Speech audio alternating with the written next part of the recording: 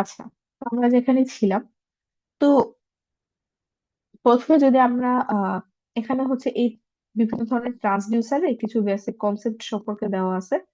যেমন প্রথমে আসে রিডেবিলিটি। সেই জিনিসটা হচ্ছে যে যেমন এখানে যে এক্সাম্পলটা দেওয়া আছে সেটা যদি আপনারা দেখেন তাহলে আপনাদের জন্য সহজ হবে।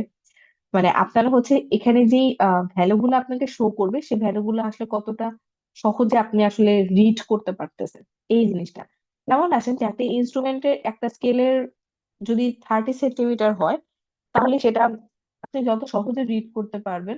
যদি 15 সেন্টিমিটার একটা স্কেল হয়, তাহলে হচ্ছে কিন্তু আপনার সেটা রিড করতে মানে ওইটার যেহেতু সাইজ ছোট হয়ে আসবে, এবং সেটা হয়তো আপনার রিড করতে মানে ওটা রিডেবিলিটিটা কম হবে। তারপর যদি লিস্ট কাউন্ট চিন্তা করেন, তাহলে লিস্ট কাউন্ট হচ্ছে দেখবেন যে এরকম কোন কোন স্কেলের ক্ষেত্রে আপনি দেখবেন যে আপনার দশমিকের পরে এক ঘর পর্যন্ত আপনি শুধু মেজার করতে পারতেছেন। হ্যাঁ, যে 0.1, 0.2, 0.3।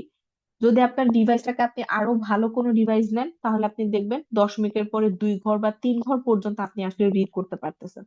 তো এই লিস্ট কাউন্ট বলতে আসলে এই জিনিসটা বোঝায় যে সব কত ছোট ভ্যালু আপনি আসলে রিড করতে পারেন। হুম। তো এই লিস্ট কাউন্টের সাথে সিমিলার আরেকটা জিনিস আসলে নিচে আছে, এটা আমি আগে বলে ফেললে আপনার জন্য ভালো হয়, সেটা হচ্ছে রেজলিউশন। হ্যাঁ, এই রেজলিউশনটাও অলমোস্ট সিমিলার জিনিস বোঝায় যে সবচেয়ে কত ছোট জিনিসকে আপনি মেজার করতে পারতেছেন। যদি আপনার ডিভাইসটা 0.1 মানে পয়েন্টের পরে 1 ঘর পর্যন্ত রিড করতে পারে, তার মানে আপনার রেজলিউশন কিন্তু কেবল 0.1। এখন যদি আপনারটা পয়েন্টের পরে 2 ঘর পর্যন্ত রিড করতে পারে, তাহলে আপনার রেজলিউশন কত? 0.01। যদি 3 ঘর পর্যন্ত পারে, তার মানে কিন্তু 0.001। তো এইটাকে আমরা বলতেছি হচ্ছে রেজলিউশন, সবচেয়ে কত ছোট ভ্যালুকে ও হচ্ছে রিড করতে পারে। সো এরপরে আসে রেঞ্জ। রেঞ্জ মানে হচ্ছে আপনি যে স্কেলটা ব্যবহার করতেছেন বা যে ডিভাইসটা ব্যবহার করতেছেন, সে সবচেয়ে ছোট কি পরিমাণ ভ্যালু সে মেজার করতে পারে, এবং সে সবচেয়ে বড় কি পরিমাণ ভ্যালু সে মেজার করতে পারে, দুইটার মধ্যে তফাৎ। হ্যাঁ, যেমন আপনারা হচ্ছে অ্যামিটারের ক্ষেত্রে কিন্তু দেখছেন, অ্যামিটার গুলা কি থাকে যে আপনার এরকম বলা থাকে না যে 5 অ্যাম্পিয়ার পর্যন্ত কারেন্ট মেজার করতে পারে এমন একটা অ্যামিটারকে যদি আপনি 500 অ্যাম্পিয়ার মেজার করতে হয় এরকম একটা সার্কিটে অ্যাড করতে চান, তাহলে হচ্ছে কি আপনার শান্ট ক্যাপাসিটর।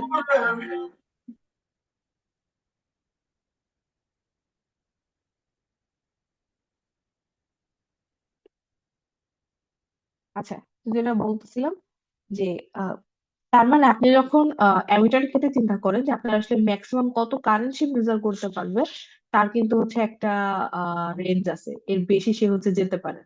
সো আবার কত কম সে মেজার করতে পারবে, তারও একটা রেঞ্জ আছে। এর থেকে ছোট ভ্যালু সে মেজার করতে পারে না।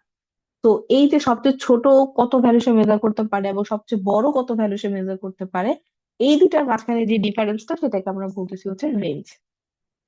তারপর আছে সেন্সিটিভিটি।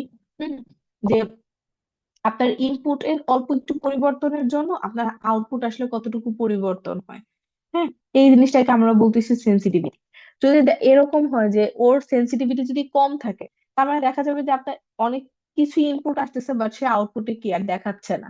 কারণ ওই অল্প ইনপুট চেঞ্জের জন্য ওর সেন্সিটিভিটি কম হতে ওর কোনো আউটপুটই আসতেছে না।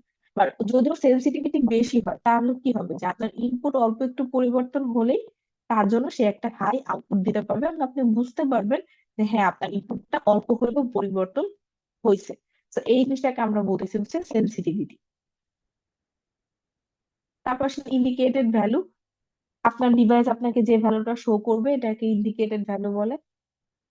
কারেকশন, ওই যে যেটা বললাম যে কম্পেনসেশন আমরা করি। হ্যাঁ, কম্পেনসেশন করাটা মানে কি, যদি আপনার কোনো কারণে আহ ভ্যালুটা মাঝপথে কোনো লসের কারণে কমে যায়, তখন সেটাকে বাড়ানোর প্রয়োজন পড়ে। আর যদি বেড়ে যায়, তাহলে সেটাকে কমানোর প্রয়োজন পড়ে। তো এই জিনিসগুলো যে কম্পেনসেশন সার্কিট, যেটার কথা আমরা উপরে অলরেডি বলে আসছি, সেটাকে এখানে আবার সিমিলার মানে ভিন্নভাবে বলা হয়েছে কারেকশন। তারপর আপনার আসেন রেজাল্ট।